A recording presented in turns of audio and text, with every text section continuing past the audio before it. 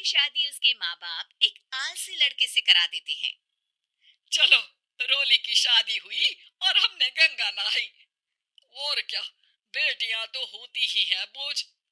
हाँ, पर अब क्या चिंता, उतार तो दिया बोझ तुमने, अब वो लोग समझे।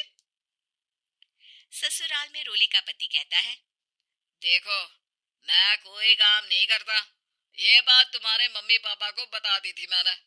अब जो किराया आता है दुकान का, उसी से घर का गुजारा करना है। कभी भूल से भी कोशिश ना करना किसी चीज की डिमांड की। क्या मम्मी पापा को पता था कि आप कोई काम नहीं करते? और क्या, बड़ा अच्छे से पता था। उन लोगों को तो तुम बोझ लगती थी, बोल रहे थे कि बस शादी कर लो और कोई मतलब नहीं है। रोली को ये सुनकर बहुत गुस्सा आता है, लेकिन करती भी तो क्या, क्योंकि वो जानती थी कि उसके माता पिता ऐसे ही हैं। जैसे तैसे रोली दिन काट रही थी। रोली को एक प्यारी सी बेटी होती है। धीरे धीरे वो बड़ी होती है और उसके साथ उसकी जरूरतें भी बढ़ती जाती है। सुनिए जी, अब तो सिमी बड़ी हो रही है, उसका स्कूल में दाखिला कराना है। मैंने अब तक तो जैसे तैसे समय काट लिया, लेकिन मैं बच्ची की परवरिश में कोई कमी नहीं रखूंगी। अरे क्या है यार, अब तो लगता है कोई ना कोई काम ढूंढना ही पड़ेगा। अब पति रोज काम की तलाश में जाता और बिना किसी काम के वापस आ जाता। रोली समझ जाती है कि पति के अंदर अब काम करने की क्षमता नहीं है। वो बेटी को उच्च शिक्षा देने के लिए कुछ करना चाहती थी, लेकिन करती तो क्या करती। एक दिन रोली की सहेली कहती है, रोली, मेरी कोई औलाद नहीं है। अगर तू मेरी औलाद को जन्म दे तो मैं तुझे तेरे मुंह मांगे पैसे दूंगी। अरे, तेरी औलाद को मैं कैसे जन्म दे सकती हूँ? सरोगेसी से। बच्चा मेरा और वैभव का ही होगा, लेकिन कोख तेरी होगी। ये संभव है रोली। रोली कुछ सोचकर कहती है, मुझे मंजूर है, लेकिन मैं इसका 2 लाख रुपया लूंगी। अरे कोई बात नहीं, मुझे मंजूर है। रोली खुश हो जाती है कि एक बच्चा पैदा करने का उसे 2 लाख रुपया मिलेगा। वो घर आकर पति को बताती है, वो भी खुश हो जाता है। अब क्या था, डॉक्टर के पास जाकर सहेली का बच्चा रोली की कोख में पलने लगता है। मुझे 20,000 चाहिए मेरे बेटी के एडमिशन के लिए। हाँ हाँ ठीक है, मैं उसके एडमिशन से लेकर सारे खर्चे उसके अकाउंट में डाल रही हूँ। रोली की बेटी का एडमिशन हो जाता है। रोली को लगता है कि वो अब सब कुछ ठीक कर देगी। दिन और महीने आगे बढ़ते हैं। अब एक दिन, एक बात कहूँ जी, काश इस बच्चे को मैं रख पाती। मैं अब इससे काफी जुड़ गई हूँ। अरे यार, पता नहीं किसका बच्चा है, अपने पास है ना अपनी मुन्नी। हाँ, लेकिन अब मैं भी इस बच्चे से जुड़ाव फील करने लगी हूँ। लेकिन मैं ये जानती हूँ कि ये मेरा बच्चा नहीं है। दोनों की जिंदगी ठीक चल रही थी, लेकिन कहते ना कि सुख का पल ज्यादा लंबा नहीं होता।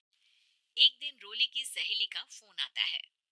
रोली, मुझे अब ये बच्चा नहीं चाहिए, मैं अपने पति को छोड़ रही हूँ। अरे लेकिन मुझे पैसों की जरूरत है, बच्चा तुम्हारा है, मैं क्या करूंगी?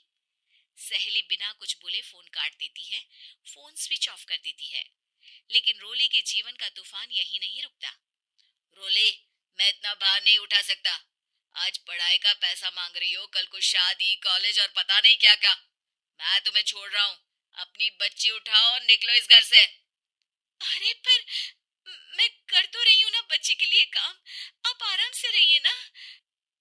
क्या काम कर रही हो, देख रहा हूँ मैं। ये छोटा शहर है, यहाँ लोगों को बात बनाते वक्त नहीं लगता। तो मैं क्या करूं? ज्यादा पढ़ी लिखी नहीं हूँ, कैसे घर के खर्चे चलाऊं? और आप तो काम करना ही नहीं चाहते। हाँ, ना चाहता हूँ और ना ही करूँगा। रोली को पति की बात पर काफी गुस्सा आ जाता है। ठीक है, अगर मेरे जीवन में संघर्ष ही लिखा है तो वही सही। इस वक्त पति होने के नाते आपको मेरा साथ देना चाहिए था, लेकिन नहीं, आपने तो इस हाल में मुझे घर से बाहर निकालने की बात कह डाली। देखो, ये सारी फालतू की बातों के लिए वक्त नहीं है मेरे पास। रोली, जिसकी कोख में किसी और का बच्चा था और साथ छोटी सी बेटी, पति का घर छोड़कर रास्ते पर आ जाती है। रोली के पास मायके के सिवा दूसरा कोई रास्ता नहीं होता। अरे रोली कैसी है? कितने दिनों के लिए आई है? हमेशा के लिए माँ। वो माँ को सारी बात बता देती है। ओए लड़की, इतनी हिम्मत का काम कर लिया। अरे ना ना, यहाँ कोई जगह नहीं है। तुम तो अपना बोरिया बिस्तर उठाओ और निकलो यहाँ से। रोली के पास अब मायके का रास्ता भी नहीं बचता। वो चुपचाप बच्ची को लेकर जा रही थी कि उसे दर्द होता है और वो डॉक्टर के पास चली जाती है। और फिर वहां वो एक प्यारे से बेटे को जन्म देती है। कितना प्यारा है।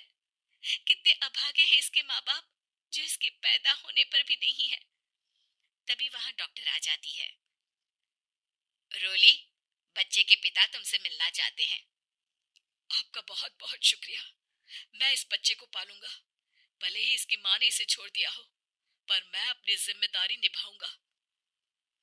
तो क्या आप मुझे इसके पैदा करने के लिए जिन पैसों की बात हुई थी वो भी देंगे?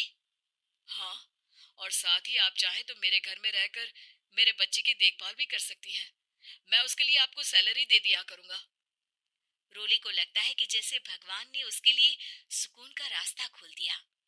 वो अब मुकेश के साथ उसके घर चली जाती है, जहाँ रहकर वो उस बच्चे की देखरेख करती है। अब मुकेश के घर को रोली अच्छे से संभाल लेती है। उसके लिए खाना बनाने से लेकर बच्चों की देखभाल और घर की देखरेख। धीरे धीरे मुकेश को रोली से प्यार हो जाता है। रोली, तुम्हारी बेटी और मेरा बेटा बिल्कुल भाई बहन की तरह साथ रहते हैं। हाँ, आखिर है तो एक ही कोख के बच्चे। अटैचमेंट तो होगा ही ना। रोली, तुमने घर और मुझे दोनों को संभाल लिया। ये तो मेरा काम है। आपने भी तो मुझे छत दी जिससे मैं अपनी बेटी की पढ़ाई और भविष्य के लिए पैसे जोड़ सकूं।